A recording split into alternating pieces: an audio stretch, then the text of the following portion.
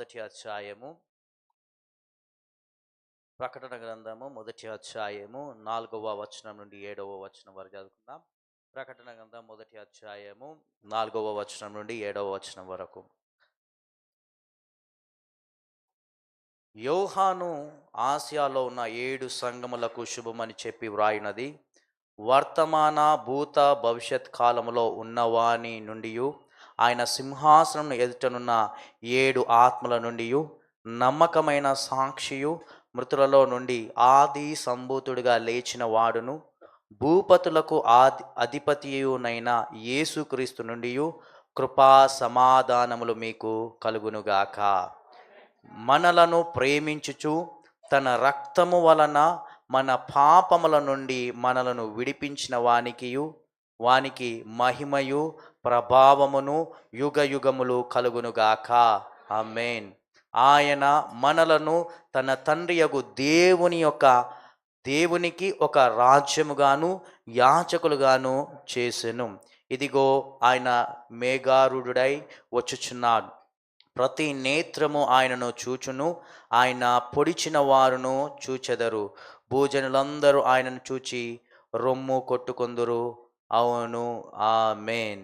కళ్ళు మూసుకుంటే మనమందరం కూడా ప్రార్థించుకుందాం. దేవుడు తన వాక్యము ద్వారా ప్రతి మాట ఈరోజు ఇప్పుడు చదివిన ప్రతి మాట మన హృదయాలను కదిలించినట్లుగా, దేవుడు మనం సిద్ధపరచినట్లుగా, మనము వాక్యం విన్నంత మాత్రాన అది మన హృదయాలను కదిలించదు.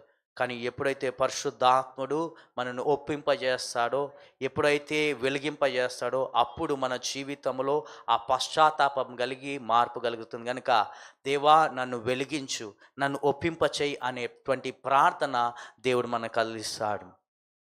మహోన్నతుడా, మహాగణుడానికి వందనాలు చెల్లిస్తున్నాను దేవా. చదవబడిన నీ వాక్యాన్ని బట్టి కూడా వందనాలు చెల్లిస్తున్నా. నీ వాక్యం ద్వారా ఇక్కడ ప్రతి ఒక్కరి మీద తాకండి, కదిలించండి, మార్పులోనికి నడిపించండి. ప్రభువా, నీ మాటకై వందనాలు చెల్లిస్తూ యేసు క్రీస్తు నామంలో వేడుకొచ్చున్నాం తండ్రి, ఆమేన్. ఈ మాటలు చాలా ప్రాముఖ్యమైన మాటలు. ప్రకటన గ్రంథంలో ఉన్న మాటలు ఎందుకు చాలా అవసరమైనవి, ఎందుకు చాలా ప్రాముఖ్యమైనది అంటే, క్రొత్త నిబంధనలో ఉన్న ప్రవచన గ్రంథం ఏది అంటే ప్రకటన గ్రంథం. పాత నిబంధనలో ఉన్న ప్రవచన గ్రంథాలు ఎన్ని? 5 పెద్ద ప్రవచన గ్రంథాలు. ఎన్ని చిన్న ప్రవక్త గ్రంథాలు? ఎన్ని? 12 చిన్న ప్రవక్త గ్రంథాలు, 5 పెద్ద ప్రవక్త. ఇవన్నీ ప్రవక్త గ్రంథాలు మనం చూసాము. ఆ ప్రవచనాలు అంటే ఒకవేళ పాత నిబంధన ఉన్న భక్తులు ఆ పాత నిబంధన ఉన్న ప్రవక్తల గ్రంథాల ద్వారా, ప్రవచనాల ద్వారా ఎలాగైతే ఎవరైతే ఆ ప్రవచనాల కొరకు ఎదురు చూసి దాన్ని ఉన్నారో వారు ఏం పొందుకున్నారు అంటే దేవుని కృపను పొందుకున్నారు. వారు అలాగా దేవుని యందు నిలిచి ఉన్నారు. మిగతా వారందరూ ఏమయ్యారు? నశించిపోయి ఉన్నారు. కనుకనే యేసుక్రీస్తు నశించిన దాన్ని వెతికి రక్షించడానికి ఆయన ఈ భూలోకానికి వచ్చి ఉన్నారు. కనుక ఈ కొత్త నిబంధనలో ఉన్న ప్రవచన గ్రంథం ఏంటిది అంటే ప్రకటన గ్రంథం. ఈ ప్రకటన గ్రంథంలో మనం చూసినట్లయితే ఈ యొక్క 4వ వచనం నుండి 7 సంఘములకు వ్రాసిన మాటలు ఈ ప్రవచనం అనేటువంటిది కూడా మనం చూస్తున్నాం. అయితే ఈ ప్రవచన గ్రంథం, ఈ ప్రకటన గ్రంథం అంతా కూడా ఎందుకు అంటే లాస్ట్ బైబుల్ ముగింపు అనేటువంటిది ఏ గ్రంథంతో ముగించబడి ఉన్నదంటే ప్రకటన గ్రంథం. అంటే లాస్ట్ వ్రాయబడిన గ్రంథం ఏంటిది? ప్రకటన గ్రంథం. ప్రకటన గ్రంథం తర్వాత ఏ మాటలు వచ్చినా అవన్నీ కూడా అది సాతాను దగ్గర నుండి వచ్చినది, కానీ అది ఎవరి దగ్గర నుండి రాలేదు? దేవుని దగ్గర నుండి వచ్చిన మాటలు కాదు. అయితే ఈ ప్రకటన గ్రంథము దేవుడు యోహానుకు పద్మాసు ద్వీపంలో ఉన్నప్పుడు ఆయన ఈ మాటలు, ఆయన ఈ యొక్క దర్శనము ఇవి అనేటువంటిది ఆత్మలో, ఏ రోజు అంటే పునరుత్థాన దినమున ఆయన ఉన్నప్పుడు, ఆత్మలో ఉన్నప్పుడు దేవుడు యేసుక్రీస్తు దూతను పంపించినప్పుడు ఈ యొక్క సంగతులు తెలియజేసినప్పుడు పద్మాసు ద్వీపంలో డొమిషియన్ చక్రవర్తి కాలంలో ఆయన హింసలో, అంటే ఆ యొక్క హింస కాలంలో అనేక హింసలు పెట్టినప్పటికీ అపోస్తలుడైన యోహాను ఎలాంటి మరణము పొందలేదు కనుక ఆయనని ఎక్కడికి పంపించారంటే పద్మాసు ద్వీపంలోనికి పంపించినారు. తర్వాత డొమేషియన్ చక్రవర్తి మరణించిన తర్వాత ఎఫెసీ సంఘములో ఎఫెసీ సంఘము లో ఉన్న కొంతమంది ఆ పద్మాద్వీపంలో కొంతమంది అది అది అది ఏంటి అనేది బైబిల్లో లేదు, కానీ చరిత్ర కొంతమంది వెళ్ళి తీసుకొచ్చారని, లేకపోతే ఆయన విడుదల పొందాడని. పద్మాసు నుండి ఎఫెసీ పట్టణానికి వచ్చిన తర్వాత ఆయన చూసిన దర్శనం అంతా రాసిన గ్రంథం ఏది అంటే ప్రకటన గ్రంథం. కనుక ఈ ప్రకటన గ్రంథంలో ఉన్న మాటలు ఎందుకు ప్రాముఖ్యమైన అంటే, ఒకసారి 22వ అధ్యాయము, ప్రకటన గ్రంథము 22వ అధ్యాయము 10వ వచనం. 22వ అధ్యాయము ప్రకటన గ్రంథం 22వ అధ్యాయం 10వ వచనం. మరియు అతడు నాతో ఈలాగు చెప్పెను, ఈ గ్రంథమందున్న ప్రవచన వాక్యములకు ముద్ర వేయవలదు, కాలము సమీపమై ఉన్నది. ఏం చెప్తున్నాడు ఇక్కడ మాట? ముద్ర వేయవలదు అంటే ఏంటిది? ఈ గ్రంథమందున్న ప్రవచన వాక్యములకు ముద్ర వేయవలదు అంటే ముద్ర వేయొద్దు. ఎందుకు వేయొద్దు అన్నాడు? కాలము సమీపించి ఉన్నది. ఏమన్నది? కాలము సమీపమై ఉన్నది అనేటువంటి మాట. కాలము సమీపమై ఉన్నది కనుక ఏమని ఉన్నాడంటే దేవుడు ముద్ర వేయొద్దు అన్నాడు. ఒకసారి దానియేలు గ్రంథము 12వ అధ్యాయము, దానియేలు గ్రంథము 12వ అధ్యాయము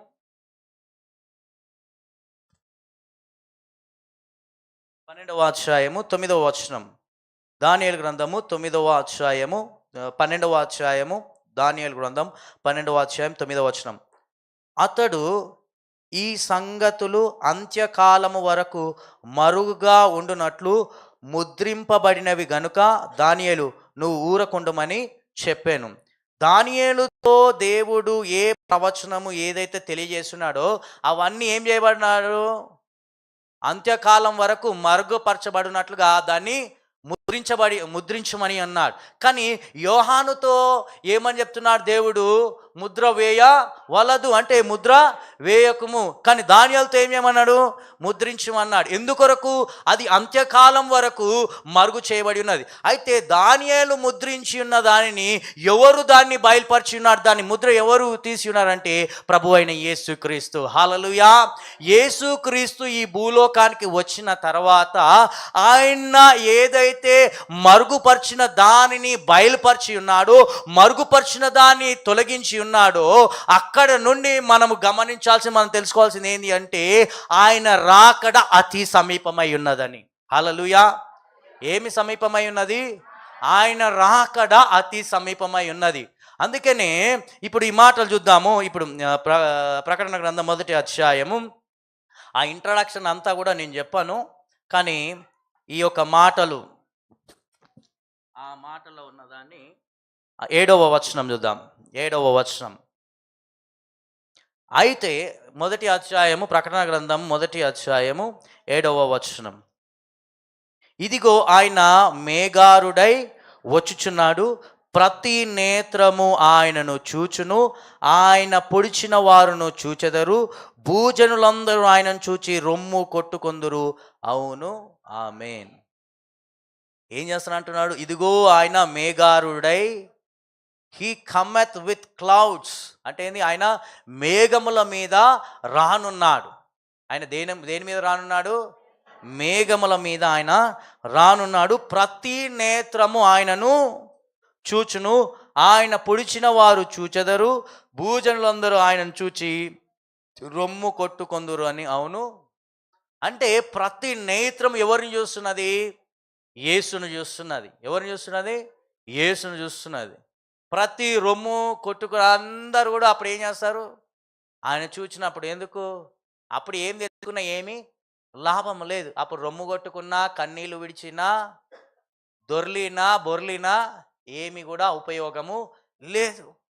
కనుక ఈ సంగతులను మనం గమనించాలి. ఈ సంగతులు గమనించి మనం ఏ సమయంలో ఉన్నాము అనేటువంటిది చాలా ప్రాముఖ్యమైనది. అంటే ఇంతకుముందు లాస్ట్ ఫ్రైడే అనుకుంటా నేను చెప్పింది ఏమంది? రాత్రి చాలా గడిచినది,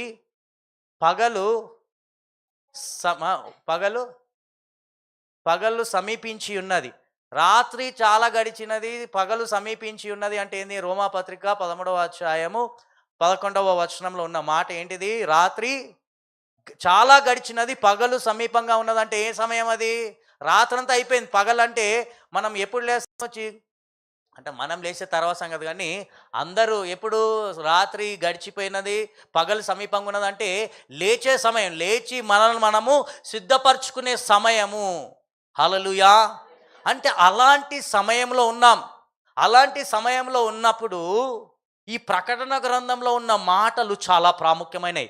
ఈ ప్రతి ప్రవచనం అనేటువంటిది, ప్రతి ప్రవచనంలో ఉన్న ప్రతి సూచన, 7 సంఘాలకు రాసిన ప్రతి మాట, ఏ హెచ్చరికలు చేసినాడు, వారిలో ఏ తప్పులు బట్టి ఉన్నాడు, చెవులు గలవాడు వినుగాక అన్నాడు. హల్లెలూయా! కానీ ఈరోజు అలాంటి మాటలు మనం వింటున్నామా అంటే వినట్లేదు. ఎందుకొరకు అంటే సమయము గతించిన కొద్దీ, సమయము సమీపించిన కొలది సాతానుడు కూడా మన చెవులను ఏం చేస్తున్నాడంటే వినకుండా ఆయన ఏం చేస్తున్నాడంటే దాన్ని కప్పివేస్తున్నాడు, దాన్ని మూసివేస్తున్నాడు. మన కనులు చూచినప్పటికీ కూడా కానరాకుండా దాన్ని చేసేది కూడా ఎవరు అంటే సాతానుడు. కానీ ఈరోజు మనం జ్ఞాపకం చేసుకోవాల్సిందంటే ప్రతి ప్రవచనంలో ఉన్న ప్రతి మాట మనల్ని ఎందుకొరకు అంటే ప్రకటనలో ఉన్న ప్రతి మాట సూచన అన్నీ కూడా మనలను అలర్ట్ చేయడానికి. దేని విషయంలో అంటే ఆయన రాకడ అతి సమీపంగా ఉన్నది. హల్లెలూయా! అది 2000 సంవత్సరాల క్రితం కదా అంటే 2000 సంవత్సరాలు గడిచినప్పటికీ కూడా అంటే ఆయన సమయము ఆసన్నమైనది. అందుకనే ఒకసారి 2వ పేతురు పత్రిక 3వ అధ్యాయము 2వ పేతురు పత్రిక 3వ అధ్యాయము 9వ వచనం. 2వ పేతురు పత్రిక 3వ అధ్యాయము 9వ వచనం. కొందరు ఆలస్యమని ఎంచుకొనున్నట్లు ప్రభువు తన వాగ్దానం గూర్చి ఆలస్యము చేయువాడు కాడు గాని ఎవడునో నశింపవలనని ఇచ్చయింపక అందరూ మారు మనసు పొందవలని కోరుచు మీ ఎడల దీర్ఘశాంతము గలవాడై ఉన్నాడు. అంటే యేసుక్రీస్తు రాకడ ఆలస్యం అవ్వట్లేదు, ఆలస్యము అవ్వట్లేదు.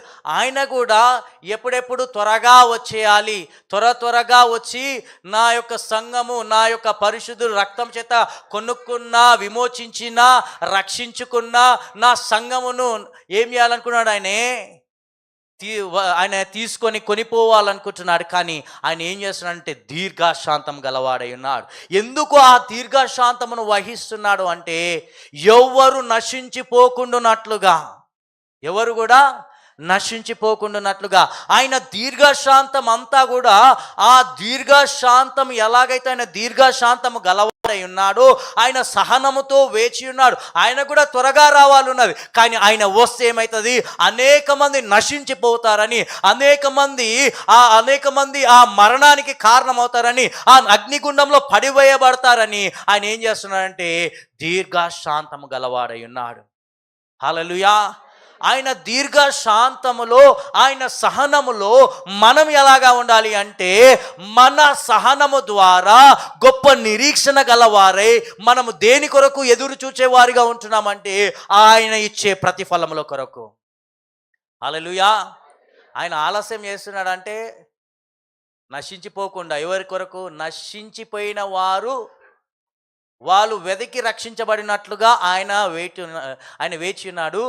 రక్షించబడిన మనము ఆయన దీర్ఘశాంతం దేని కొరకు అంటే, దేని కొరకు? ఇంకా ప్రతిఫలములు ఇంకా విస్తరించినట్లుగా ఆ దీర్ఘశాంతము గల మనము ఆయన దీర్ఘశాంతం మనకు ఉపయోగపడుతున్నది. హల్లెలూయా! ఈరోజు మనము ఆయన ఆలస్యం చేస్తున్నాడు, ఇది నా సమయం కాదు, ఇంకా సమయం ఉన్నది అనుకునే సమయం కాదు. ఇది ఏ సమయం అంటే ఆయన త్వరగా రానై ఉన్నాడు. ఎప్పుడు వస్తాడో తెలియదు. తర్వాత మాటలు ఆయన దొంగ వలె అకస్మాత్తుగా, అరే ఇంకా రాత్రే కదా అంటే మనం జ్ఞాపకం చేసుకోవాల్సింది ఏంటంటే చీకటి కాదు. చీకటి ఉన్నంతసేపు చీకటిగానే ఉంటుంది. కానీ పగలు సమీపించినప్పుడు ఆ చీకటి ఎంతసేపట్లో తొలగిపోతుంది? వేకువజామున, తెల్లవారుజామున చీకటి ఎంతసేపట్లో తొలగిపోతుంది? సూర్యుడు ఆయన మొదలుకొని మొత్తం భూమి మీదకి వెలుగు రావడానికి ఎన్ని నిమిషాలు పడుతుంది తెలుసా? ఎన్ని నిమిషాలు? ఆ? ఏంటిది? ఎన్ని మినిట్స్? 8 ఓకే. నేనైతే 7 మినిట్స్ అని నేర్చుకున్నా. 7 నిమిషాలు అంటే అంత ఫాస్ట్. అంటే ఏంటిది? సూర్యుడు చీకటి పైనున్నప్పుడే తొలగిపోతుంది. ఎండ రాకముందు ఏమైపోతుంది? క్లియర్, అంటే మొత్తము క్లియర్ స్కై కనిపిస్తూ ఉంటుంది. ఇప్పుడు ఉన్నట్టుగా ఎప్పుడు కనిపిస్తుంది?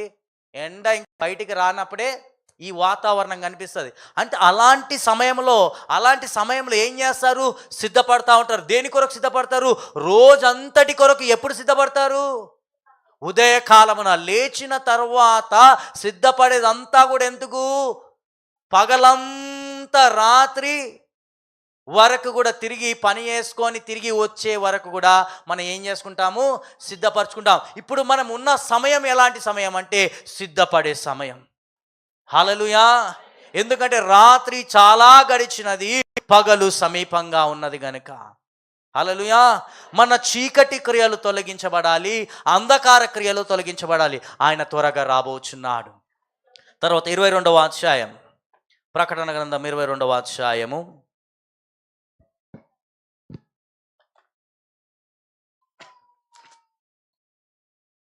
ప్రకటన గ్రంథం 22వ అధ్యాయము 6వ వచనం నుండి చదువుదాం. 22వ అధ్యాయం 6వ వచనం నుండి. మరియు ఆ దూత ఇలాగు నాతో చెప్పాను. నాతో అంటే ఎవరితో? యోహానుతో చెప్పాను. ఈ మాటలు నమ్మకములను సత్యములునై ఉన్నవి.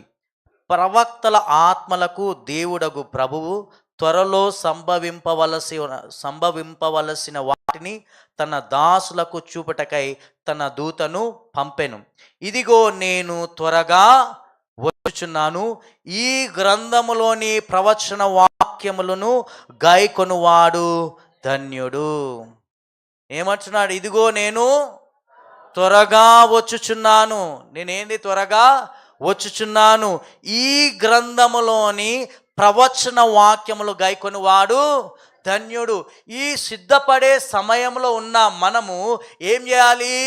ఈ ప్రవచన గ్రంథంలో ఉన్న ప్రతి ప్రవచనమును, ప్రతి మాటను గాయకొనవాడు. గాయకొనడం అంటే ఏంటిది? లోబడి దాన్ని నిర్వర్తించువాడు, దాన్ని జరిగించువాడు ధన్యుడు.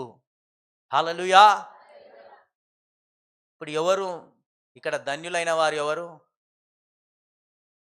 ఎంతమంది ధన్యులముగా ఈరోజు నేను ధన్యుడను అని ఎంతమంది చెప్పగలుగుతాం?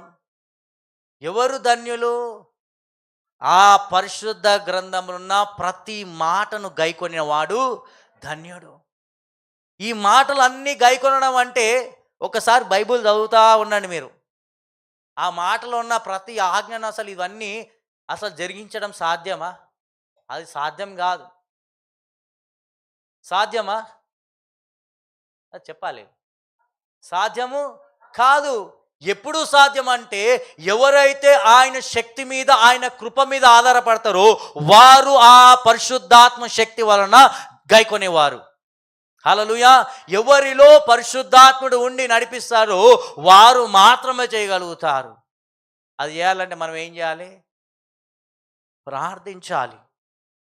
మనం సిద్ధపడాలి అన్నా కూడా మన ప్రార్థన అనేటువంటిది ఈ నెల రోజులంతా మనం ఏం చేస్తాము? నెల రోజులని కాదు, నెల రోజులంతా సహవాసంగా, సంఘంగా మీరు ఏం చేస్తాం? మనం అందరం ఏం చేస్తాము? ప్రార్థన చేస్తాం. ఎప్పుడు మన ప్రార్థనలో సంఘంగా ప్రార్థించినప్పుడు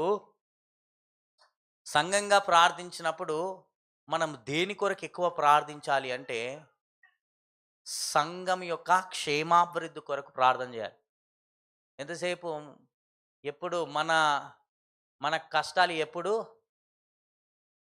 కష్టాలు తొలగిపోయే కష్టాలు కాదు ఇవి. చనిపోయేంత వరకు వెంబడించేది మనల్ని ఏంటిది? కష్టాలు శ్రమలు లేకుండా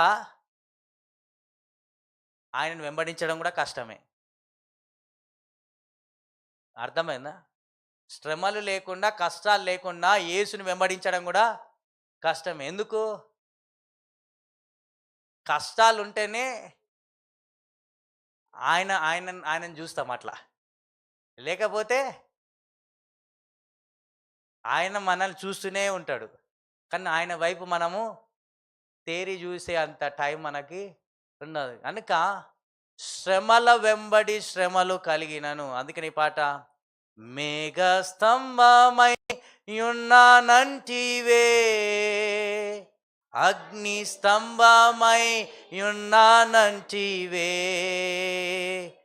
మేఘ స్తంభమై యున్నానంటివే, అగ్ని స్తంభమై యున్నానంటివే, శ్రమ వెంబడి శ్రమలొచ్చినా నన్ను వీడువాను మరువానంటివే, శ్రమ వెంబడి శ్రమలొచ్చినా నన్ను వీడువాను మరువానంటివే. ఏంటి, శ్రమ వెంబడి శ్రమలు వచ్చినా మనల్ని విడువక మరవనన్న దేవుడు ఎవరు? యేసయ్య. హల్లెలూయా. ఆయన త్వరగా రాబోచున్నాడు. ఆయన ఆలస్యము చేస్తున్నాడు. ఆయన ఆలస్యం చేస్తున్నాడు. ఆయన సమయం అయిపోయింది. సమయం అనేటువంటిది అయిపోయింది. కానీ ఆయన దీర్ఘ శాంతముతో సహనముతో వేచి ఉన్నాడు. ఎందుకొరకు అంటే, ఎందుకొరకు? ఎవ్వరు నశించిపోకుండానట్లుగా. ఆయన సహనము మనం ఏం చేయాలంటే, ఆయన సహనంలో మనం ఏం చేయాలంటే అనేక ఆత్మలను సంపాదించాలి. హల్లెలూయా. ఏం చేయాలి? ఆత్మలను సంపాదించాలి. ఆయన సహనంలో అనేక ఆత్మలను సంపాదించే కృపను మనకు అనుగ్రహించి ఉన్నాడు. హల్లెలూయా. ఆయన మనం ఎక్కడ నిలవ, ఎందుకంటే ఉక్రెయిన్లో ఈ యుద్ధ కాలంలో నేను మా పాస్టర్తో మాట్లాడినప్పుడు కూడా ఆయన ఏమన్నాడంటే, పాస్టర్ ఇట్లా ఉన్నది కదా పరిస్థితి అంటే, ఆయన ఏమన్నాడంటే, యుద్ధంలో బైబిల్ పట్టుకుంటే 100 మంది వచ్చి చేరుతున్నారంట. దేవుని వాక్యాన్ని వినడానికి ఎంతమంది? బైబిల్ పట్టుకొని నువ్వు చెప్తే 100 మంది. మంచి సంఘం కట్టాలంటే ఇప్పుడు ఉక్రెయిన్కి వెళ్ళిపోవాలి. నాకు ఆశనే ఉన్నది ఇప్పుడు వెళ్ళాలని. హల్లెలూయా. కాబట్టి మనము దేవుని అంటే ఆయన రాకడ ఎంత సమీపంగా ఉన్నది అంటే అంత కృప విస్తారంగా ఉన్నది. అంత దేవుని శక్తి మనకు అనుగ్రహించున్నాడు. అంత బలమును దేవుడు అనుగ్రహించున్నాడు. అంత గొప్ప కోత కూడా ఉన్నది. కాబట్టి మనం ఏం చేయాలి?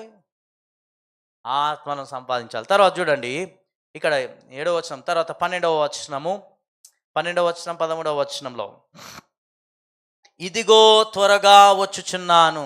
ఎవరు చెప్తున్నారు ఈ మాటలు? మొదటి అధ్యాయం 7వ వచనం ఎవరన్నారు ఆ మాట? ఈ ప్రకటన గురించి మొత్తం దర్శనం అంతా చూసిన తర్వాత యోహాన్ అప్పుడు 7వ వచనం, మొదటి అధ్యాయం 7వ వచనంలో యోహాన్ రాస్తున్నాడు, త్వరగా యేసు మేఘాల మీద రాబోచున్నాడని. యేసు ఎవరు రాశారు?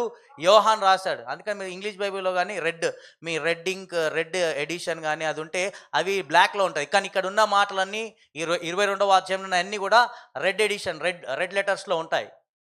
కాగా ఇప్పుడు ఇక్కడ ఏమంటున్నాడు? ఇదిగో నేను త్వరగా, ఇదిగో త్వరగా వచ్చుచున్నాను. ఇదిగో వచ్చుచున్నాను అనట్లేదు, ఇదిగో త్వరగా వచ్చుచున్నాను. వాని క్రియ చొప్పున ప్రతి వానికి ఇచ్చుటకు నేను సిద్ధపరిచిన జీతము నా యొద్ద ఉన్నది. హల్లెలూయా.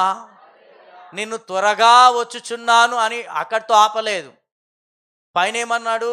నేను త్వరగా వచ్చుచున్నాను, ఈ ప్రవచన గ్రంథంలో ఉన్న మాటలను గైకొన్నవాడు ధన్యుడు అన్నాడు. ఇప్పుడు ఇక్కడ ఏమంటున్నాడంటే, నేను త్వరగా వచ్చున్నాను, వాని క్రియల చొప్పున ప్రతి వానికి నేనేం చేస్తానంటున్నాను? నేను సిద్ధపరిచిన జీతము నా యొద్ద ఉన్నది. హల్లెలూయా. పనిచేసే వాళ్ళకి, నెలంతా పనిచేసిన వాళ్ళకి ఏ రోజు కోసం చూస్తారు? ఫస్ట్ డేనో లాస్ట్ డేనో. ఈ మధ్య ఏంది, నెల ఆఖరి రోజుకి వేసేస్తారు, లేకపోతే ఫస్ట్. ఏ డే కొరకు చూస్తాము? జీతము. చూడరా మీరు ఎంతమంది? అవును, ఆ జీతం వచ్చే దినం కొరకు చూస్తారన్న వారి చేతులు ఎత్తండి. జీతం పడిన నెక్స్ట్ డే నుండి దేనికోసం చూస్తాము? చూస్తామా లేదా? ఇప్పుడు ఇప్పుడు సహజ సహజంగానే మనం ఏం చేస్తున్నాము? జీతం కొరకు ఎదురు చూస్తున్నాం. ఇప్పుడు యేసయ్య రాకడ కొరకు ఎదురు చూస్తున్నానన్న వారి చేతులెత్తండి. ఎందుకు చూస్తలేము? జీతం లేదు కాబట్టి. నా జీతం యేసయ్య దగ్గర ఉన్నవారు ఏం చేస్తారు?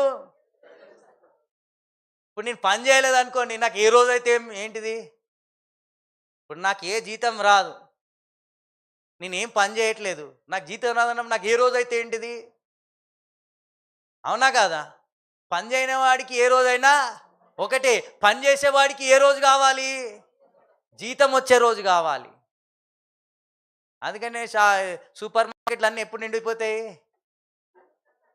జీతం పడిన 2-3 రోజులు మొత్తం డీమార్ట్లు, రత్నదీప్లు అన్ని షాపింగ్ మాల్ అన్నీ నిండిపోతాయి. వాడు షాపింగ్ మాల్ కరెక్ట్ స్టాక్ అంతా ఎప్పుడు తీసుకొచ్చి పెడతాడు? ఈ లాస్ట్ వీక్ అంతా అక్కడ షాపింగ్ మాల్లో పనిచేసే వాళ్ళంతా బిజీగా ఎప్పుడు ఉంటారు?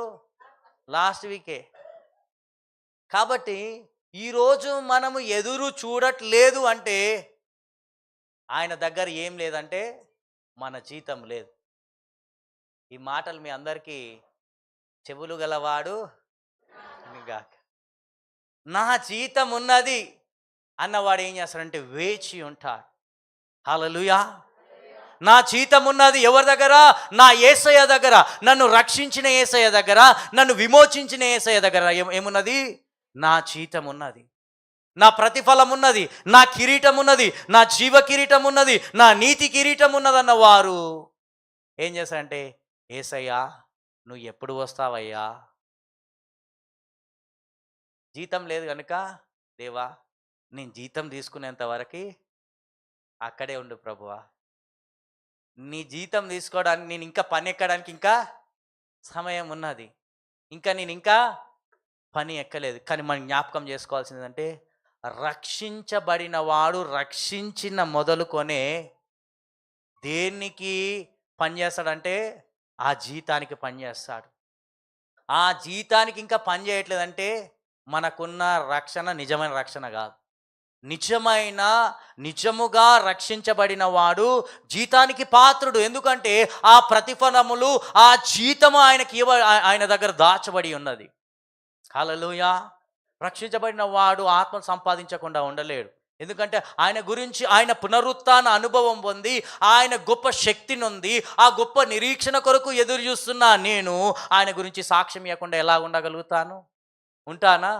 ఉండను. ఎందుకు మనం ఉంటున్నామంటే, మనం ఇంకా ఆయన శక్తి, పునరుత్థాన శక్తి అనుభవం, ఆ నిరీక్షణ అనుభవంలోనికి మనము ఇంకా అడుగు పెట్టలేదు కనుక.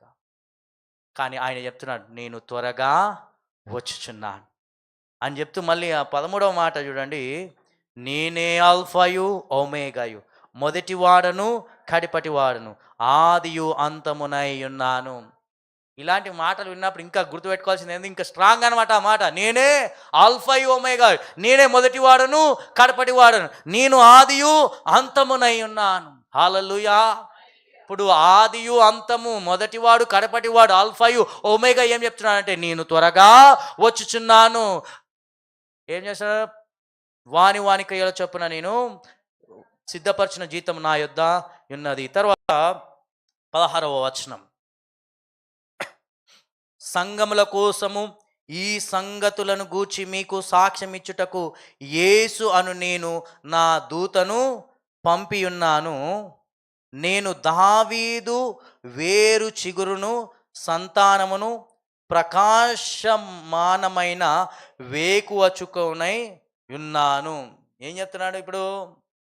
నేనే నా దూతను, యేసునైనా నేను నా దూతను పంపినాను. ఎవరి దగ్గరికి? దావీదు. ఎవరి దగ్గరికి? యోహాను దగ్గర నుండి ఎవరికి? సంఘములకు అని చెప్తూ ఏమంటున్నాడు? నేను దావీదు చిగురును, తర్వాత నేను ఏమై ఉన్నాను? వేకువ చుక్కనే, ప్రకాశమైన వేకువ చుక్క. ఏ చుక్క జ్ఞానులను యేసయ్య దగ్గర నడిపించింది? చుక్క. అలాగే ఆయన వేకువ చుక్క కూడా ఉన్నది. మనల్ని నడిపించేది ఎవరు? యేసయ్య. హల్లెలూయా అని చెప్తూ ఈ మాట చూడం. త్వరగా రండి కిందికి. 20వ వచనం. ఈ సంగతులను గూర్చి సాక్ష్యమిచ్చువాడు, అవును త్వరగా వచ్చుచున్నానని చెప్పుచున్నాడు. ఆమేన్. ప్రభు అయిన యేసు రమ్ము. ఈ సంగతుల గురించి సాక్ష్యం ఇచ్చుచున్నాడు ఎవరు? ఇవన్నిటినీ సాక్ష్యమించిన యేసయ్య ఏమంటున్నాడు? నేను త్వరగా వచ్చుచున్నాను అనేటువంటి మాట అన్నప్పుడు యోహాను ఏం చేస్తున్నాడు? ప్రభు అయిన యేసు రమ్ము అంటున్నాడు. ఎందుకు యోహాను ప్రభు అయిన యేసు త్వరగా రమ్ము రమ్ము అన్నాడు? ఆయన జీతం ఉన్నది గనుక, ఆయన ప్రతిఫలం ఉన్నది గనుక, ఆయన నీతి కిరీటం ఉన్నది గనుక, ఆయన జీవ కిరీటం ఉన్నది గనుక, ఈరోజు నా కిరీటము, నా నీతి కిరీటము, నా జీవ కిరీటము, నా ప్రతిఫలము, నా ఫలము ఆయన దగ్గర ఉన్నవారు త్వరగా రా యేసయ్య అంటారు. మారనాథ అంటే ఏంది? త్వరగా రమ్ము. ఈరోజు మారనాథ అనే విశ్వాసులు లేరు. ఎవరున్నారు? దీవించయ్యా అనే విశ్వాసులు ఉన్నారు. అన్నిటి నుండి, కష్టాల నుండి విడిపించు యేసయ్య అనే వాళ్ళు ఉన్నారు, కానీ త్వరగా రా యేసయ్య అనేవారు లేరు. చివరికి ఈ మాటతోటి ముగించుకుందాం. తీతు పత్రిక 2వ అధ్యాయము 13వ వచనం. తీతు పత్రిక 2వ అధ్యాయము 13వ వచనం.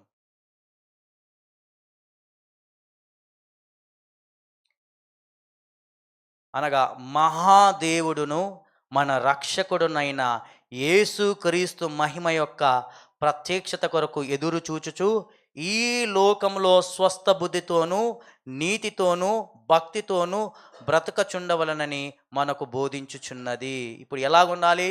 మన మహాదేవుడగు మన రక్షకుడైన యేసుక్రీస్తు మహిమ యొక్క ప్రత్యక్షత కొరకు ఎదురు చూడాలి. హల్లెలూయా. ఇంగ్లీష్ బైబిల్ చాలా చక్కగా ఉంది. Looked for that blessed hope. ఆ యొక్క గొప్ప నిరీక్షణ కొరకు వేచి ఉండే వారిగా ఉండాలి. అంటే ఎలాగ? ఆతృతతో వేచి ఉండాలి. ఎలాగుండాలి? ఆతృతతో. దేని కొరకు వేచి ఉండాలి?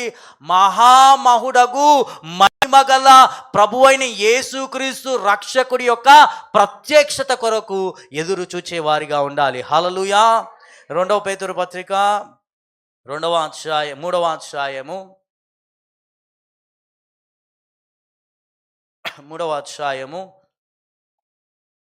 వచనం. 2వ పేతురు పత్రిక 3వ అధ్యాయం 12వ వచనంలో, ఇవన్నీ ఇట్లు లయమైపోవునవని గనుక ఆకాశములు రవులు కొని లయమైపోవునట్లు పంచభూతాలు మహావేణంతో కఠినమై కరిగిపోవునట్లు దేవుని దినపు రాకడ కొరకు కనిపెట్టుచు దానిని ఆశతో అపేక్షించుచు. దేనితో? ఆశతో. దేని కొరకు? ఆయన దినపు రాకడ కొరకు కనిపెట్టుచు అపేక్షించు మీరు పరిశుద్ధమైన ప్రవర్తనతోనూ భక్తితోనూ ఎంతో జాగ్రత్త గలవారై ఉండవలెను. ఇప్పుడు మనం ఎలా ఉండాలి?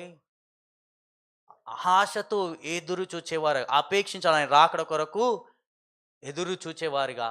ఆ గొప్ప నిరీక్షణ, ఆయన ప్రత్యక్షం అవ్వడం అంటే అది గొప్ప నిరీక్షణ. అలాంటి గొప్ప నిరీక్షణ కొరకు ఆయన ఎప్పుడు నాకు అగపడతాడు, ఎప్పుడు నాకు కనిపిస్తాడు అన్న ఆశతో ఎదురు చూచేవారిగా ఉండాలి. కానీ మనం ఎప్పుడు ఆ తలంపు కూడా మనకు రాదు.